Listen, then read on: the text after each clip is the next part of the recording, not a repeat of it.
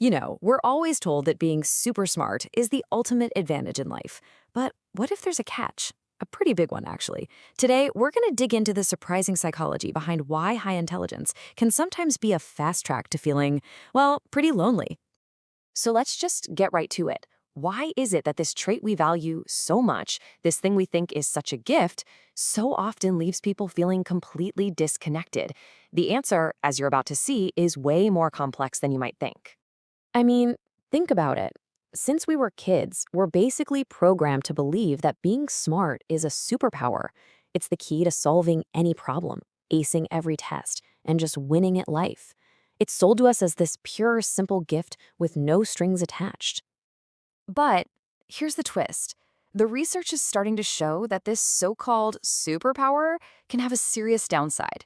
It can create this fundamental mismatch between a highly intelligent person and the social world around them. And the result is often a profound sense of loneliness. So let's break down exactly why that happens. Okay, so the first big reason really boils down to something called low social conformity. And in plain English, that just means a tendency to reject the unwritten rules that most of us follow in social situations. So what exactly is a social script?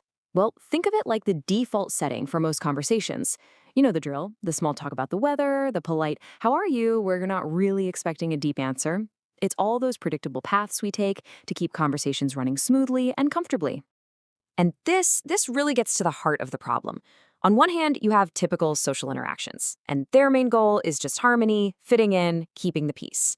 But for a lot of highly intelligent people, the goal is totally different. They're driven by a need for truth, for real intellectual stimulation, for a deep connection. And when those two different goals smash into each other, you're going to get friction. And this quote just nails it, right? It perfectly captures that internal feeling. When you're engaging in that kind of scripted small talk, it doesn't feel like you're actually connecting with another person. It feels like you're in a play. You're just reciting your lines, hitting your marks, but you're painfully aware that it's all just a performance. So what happens? Well, you get to a point where you have a choice. You can either engage in an interaction that feels totally fake, or you can just be alone. And for many, solitude starts to feel way better than superficiality. And look, this isn't about rejecting people. It's about rejecting the performance. All right, let's move on to the second big piece of this puzzle. This one is less about a conscious choice and more about an innate ability that can sometimes feel like a real burden, having high social perception. So, what does this even mean? Well, high social perception is basically the ability to see what's happening underneath the surface of an interaction. It's like you can't help but notice the tiny inconsistencies, the hidden motives, and all the things that aren't being said out loud. And wow, this metaphor is just perfect. Seriously, imagine you're at a puppet show. Everyone else is caught up in the story, they're laughing, they're enjoying it, but you can't stop looking at the puppeteer's hands. You see every wire, every lever. It completely shatters the illusion, and you just can't unsee it. So, in the real world, what are these puppet strings?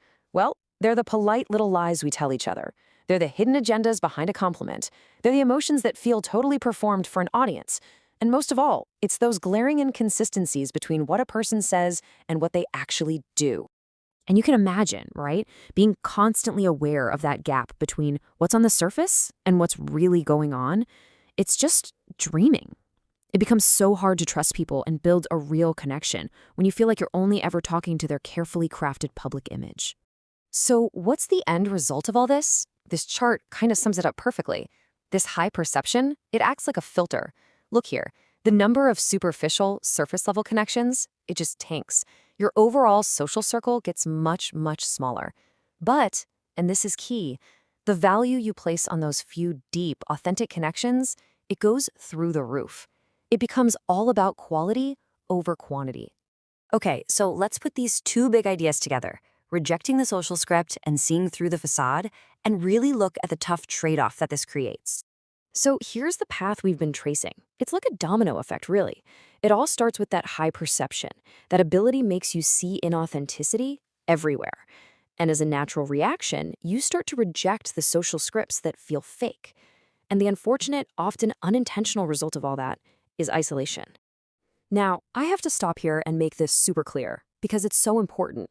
From the outside, this can all look like arrogance. It can look like someone who thinks they're too good for normal conversation. But almost always, that's not what's happening at all. When you get right down to it, it has nothing to do with feeling superior. It's actually about this deep and honestly exhausting need for authenticity. It's a hunger for something real in a world that so often rewards just putting on a good performance. It's a craving for a genuine connection. And so that leaves us, and maybe you, with a really tough question. For anyone who sees the world this way, it's a constant dilemma. Is that rare, incredible reward of finding a truly authentic connection worth the very real risk of loneliness that comes with the search? It's a trade-off, and there's no easy answer.